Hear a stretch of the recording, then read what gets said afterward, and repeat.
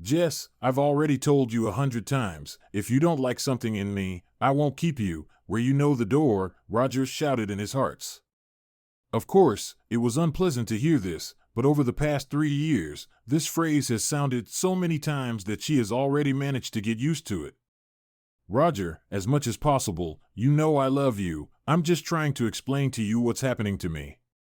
Learn to control your desires, you are not an animal, he said offendedly. Jess and Roger were not married, but had been living together for 3 years. They seemed to be going to get married, but all hands did not reach, so to speak. More precisely, over time, this idea came to mind less and less, and the two of them. She had long begun to doubt that Roger was the hero of her novel, and he continually noticed new shortcomings in her. It was late in the evening. Jess bought new underwear today and decided to show it to her boyfriend, hoping for a passionate night, but this did not happen. Again, Roger had his own trick. He had sex with her only when he wanted to. If Jess offered, then he found excuses not to do this. It seemed frankly strange to her. Two young people of different sexes live under the same roof, sleep in the same bed, and make love only once a week, or even less often. And Corny wanted more, but Roger refused to hear it. At such moments, she began to doubt her own attractiveness, or that he liked. Roger was generally a little strange. His mood changed so dramatically that it was sometimes difficult to predict in which direction the wind would blow today, and as luck would have it, this always reflected on the mood of Jess herself. She told herself many times not to give in to this, but every time she failed. As soon as he came home from work in a bad mood, she herself began to feel bad. It would seem that he did nothing of the kind, at least nothing global. So he found fault with little things, then the bed was not made so, then the kettle was not washed, there were marks on the glass, then the plates were not arranged in the right way, but still it terribly infuriated. Today, Roger, on the contrary, came home in a great mood. Jess was pleased with this. She thought that this was a great way to show off her purchase and at the same time please her beloved. But he almost lost his mind when he found out how much linen costs. "You are crazy? Spending so much money on 3 strings and a piece of cloth," he protested. By the way, linen was not so expensive, given the brand. She bought it at a 70% discount. "Roger, I not only wanted to please myself, but also you. What are you angry about? Plus, I bought it with my paycheck. And now you will reproach me for not giving you money." "Nonsense, I didn't say that. Why are you distorting again? Can you calm down and take a closer look? Nothing to see here.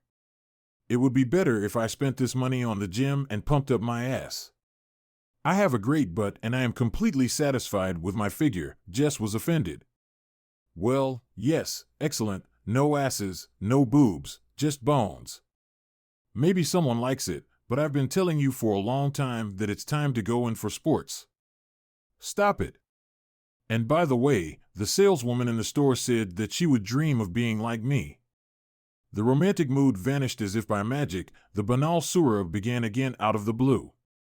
"She must have been as fat as a seal, which is why she envied you," Roger snapped. "No, just a couple of sizes bigger than me. All passed. I don't want anything else, thanks for ruining my mood again." And then his signature phrase followed, "If you don't like something, I don't keep you." It was unpleasant for Jess to listen to all this, so she went into another room, lay down on the sofa, and turned on the TV. Recently, she often fell asleep in the living room, but Roger did not seem to care. They lived in a 3-room apartment, which he inherited from his grandparents. He himself invited Jess to live with him when he realized that he had fallen in love, or only pretended to. She still couldn't solve it, but puzzles never frightened her, and she had nowhere to go. Of course, it was possible to rent an apartment, but with her salary it was not so easy. Living with him was quite comfortable, at least when Roger was in a good mood. At first, she was surprised and upset by his outbursts of anger. But over time, she got used to it. Sometimes it seemed to her that 2 different men lived in it, one loving and affectionate, and the other harmful and nasty. The first gave flowers, although rarely, complimented, although rarely, bought gifts, although rarely, and the second ridiculed, offended, criticized, and found fault, and quite often. For 3 years, she got so used to these swings that she had already stopped rocking, but she still couldn't learn not to be offended by him. So that evening she again fell asleep in tears with the TV on. It was all 4 years ago. It seemed that a lot of time had passed, but for some reason she could not forget this particular quarrel. They have already signed up. Jess gave birth to a beautiful little girl to her beloved tyrant, but not as much has changed as we would like sometimes, and it seemed that he loves her, so he tries to change a little for himself, so to speak, and sometimes there was a feeling that he could not stand her, but also doesn't want to quit either. For some unknown reason, with the advent of a child in the life of the situation has changed, but not for long. At first, Roger doted on the baby, until he realized that children are still a gift of fate. They scream at night, they require big expenses, they force you to change your life and habits, and the young father was not ready for this. Well, as a young man, by that time he was already 35, not old of course, but no longer a youth with not dried milk on his lips. How much Jess had to listen to about extra pounds and stretch marks when she gave birth. It is incomprehensible to the mind, but she endured, because now she was completely dependent on her husband.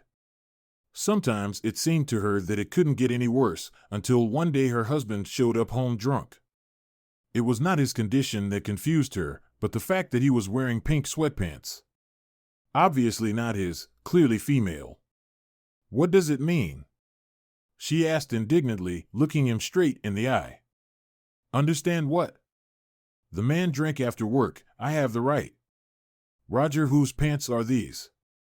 It seemed that he only now realized what the real snag was. He looked down and smiled stupidly. Oops, you have to get in so much trouble, he laughed right in her face.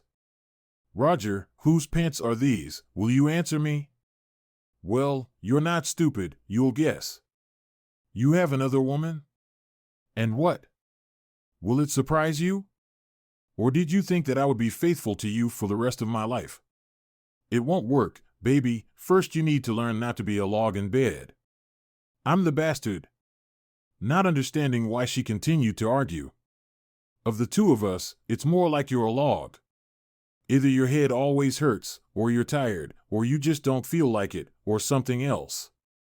I've already told you 100 times, if you don't like something, I don't keep it for you. This time, Jess was not going to let her husband down on his stupidity. Their little daughter was in the nursery. She quietly played in her room, apparently already used to the fact that Mom and Dad quarrel from time to time, so she didn't pay attention to it. Or maybe it was a defensive reaction, who knows? You know what, dear, I'm not holding you. If you don't like something, get out yourself, she said angrily. Jess could expect a lot from her husband, but not betrayal, and it seemed that at least in this he differs from many men. How wrong she was. And you forgot, dear, that this is my apartment, so the skis are on the shelf, the poles are there. Get out of here if you want. But figs to you, I'm not going anywhere, or are you offering me to drag my daughter behind you on a sled? Can you leave her here? Yes? Well, what are you going to do with her? Like what? I'll take my grandma and grandpa. Let them babysit. They love Anna. A very adult decision. Well, you are a beast. And you just found out now? By the way, where's my hot supper? He asked boldly. A man came home from work, feed him. Let this Shabolda feed you, in whose pants you came, Jess said. Shabolda? And where did you get these words? Just so you know, this Shabolda is better than you in so many ways. She earns and provides for herself, and not like you, sitting on a man's neck. Ah, yes, the fact that I'm on maternity leave doesn't bother anyone, she screamed. Is it okay that our daughter just turned 2 years old recently? And what?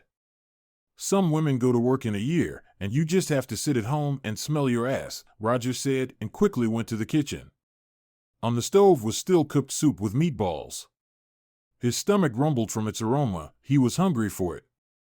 Soup, Roger happily said. You know, if it weren't for your cooking, I would have left you long ago. which bribed me with delicious food, so I have to live with you. Jess, without thinking twice, grabbed the pan and dragged it to the toilet, poured it all into the toilet and pressed the drain, and then brought the already empty pan back to the kitchen and put it back on the stove. Bon appetit, she said defiantly, and was ready to leave. Ungrateful, Roger yelled, I sheltered you, married you, gave you a daughter. Jess was out of her mind with anger. She could hardly think at that moment, so she did what first came to her mind.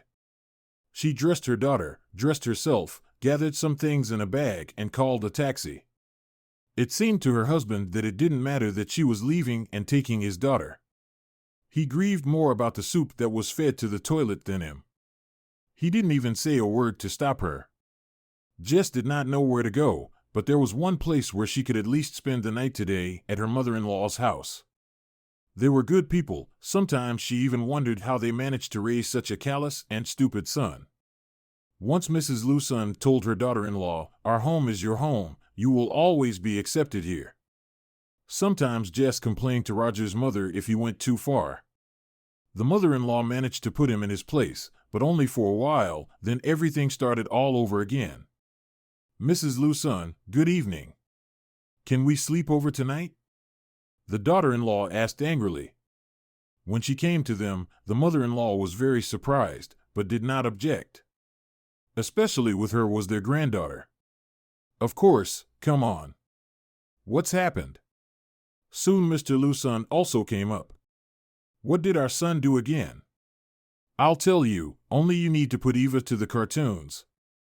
Mrs. Lucon knew that their son was not a gift, but she kept hoping that he would grow up, change, though she hardly believed in it. Once she tearfully begged her daughter-in-law not to leave her son. She promised that she would help them with all her might. Maybe this promise kept Jess in his cage for so long. It seemed that since he had such wonderful parents, then he was not completely lost. Today, her opinion has changed a lot about Roger, but not about his parents. When little Eva settled comfortably in front of the TV, the father-in-law and Jess went to the kitchen. There she told them in detail about what had happened. Mrs. Lucon only wept, and Mr. Lucon kept changing countenance. In conclusion, she said, can we spend the night with you today, and tomorrow we will go to my grandmother? I understand that this is not very convenient. I apologize for such a late intrusion, but I have nowhere else to go. Hearing about the fact that she wants to go to her grandmother, Mrs. Lucon again gasped loudly. She understood that after such a daughter-in-law it was unlikely to forgive their son, but she did not want her granddaughter to be taken so far. She loved her Anya very much. She did not have a soul in her. She came almost every day to visit her, take a walk with her, and at the same time free up a little time and hands of her daughter-in-law. Jess's parents are already dead. Mother from illnesses, and father drank himself when he lost his wife. He simply could not live without her. The pain of loss pushed him to alcohol, and he pushed him into the abyss. The parents' apartment was sold, and the money was divided among the 3 children. Jess had 2 older sisters. Apartments in the town where she grew up were inexpensive, so they received rather ridiculous sums in their hands. Jess invested almost all her money in her education because there was no one to pay for her, but she did not regret it. It didn't really help her, though. Mrs. Lucon looked imploringly at her husband, hoping that he would be able to offer another solution to the problem, but there was little hope. Mr. Lucon thought a little, and then said, since he does not want to take his head at all, then he will have to cool his ardor. What do you mean? His wife asked.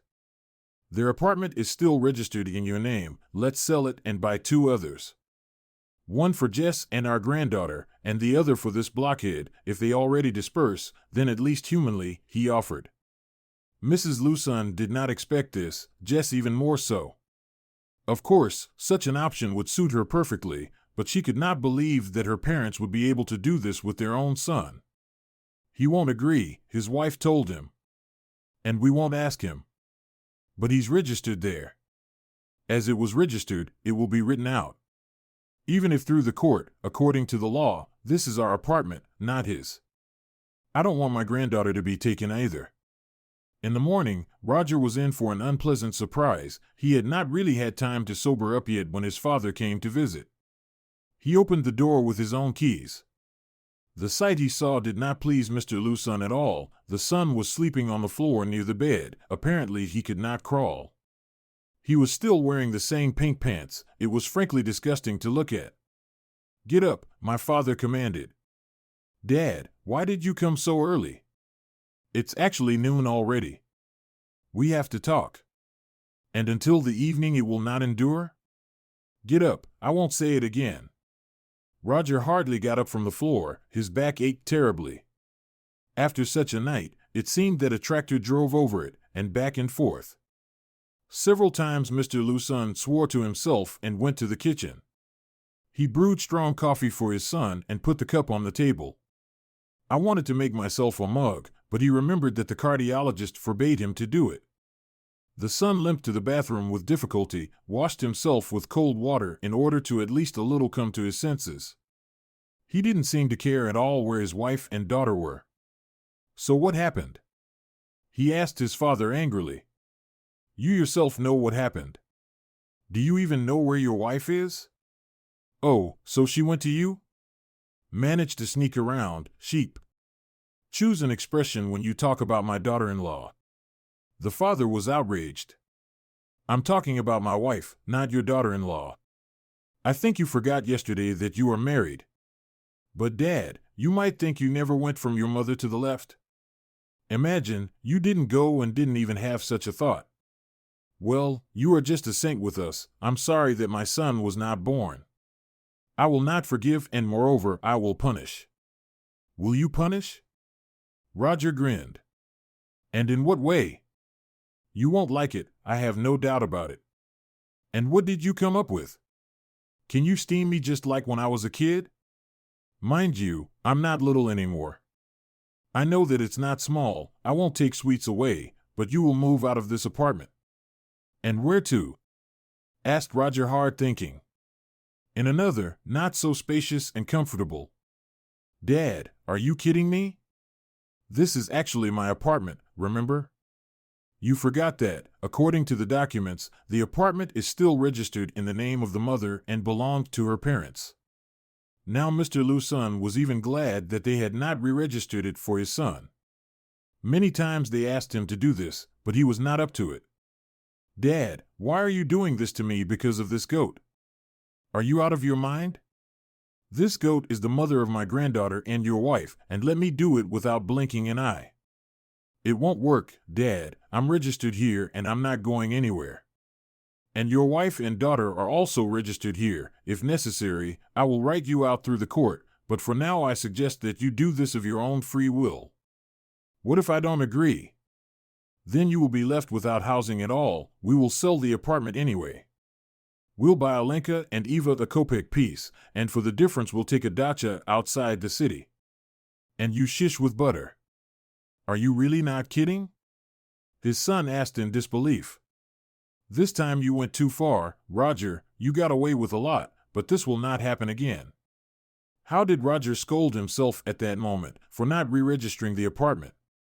They could at least write a donation on it. "So no, Mom won't let you," the son tried to get out. "Mother is already aware and supports my decision. Today you are slow to think. Besides, it's disgusting to look at you like this. Tomorrow morning you will come to us and announce your decision. You might think I have a choice. Yes, I gave it to you, then decide for yourself." After these words, Mr. Luson got up from his chair and went to the exit. He left and closed the door behind him, leaving his son frustrated. Roger took a sip of coffee, then another, and another, until he had finished the whole mug. My head started to clear up. His father's words hit him more and more. He definitely did not expect this. Here Alenka is such rubbish. Nevertheless, she decided to grab her own. The next morning, Roger came to his parents. They were already waiting for him.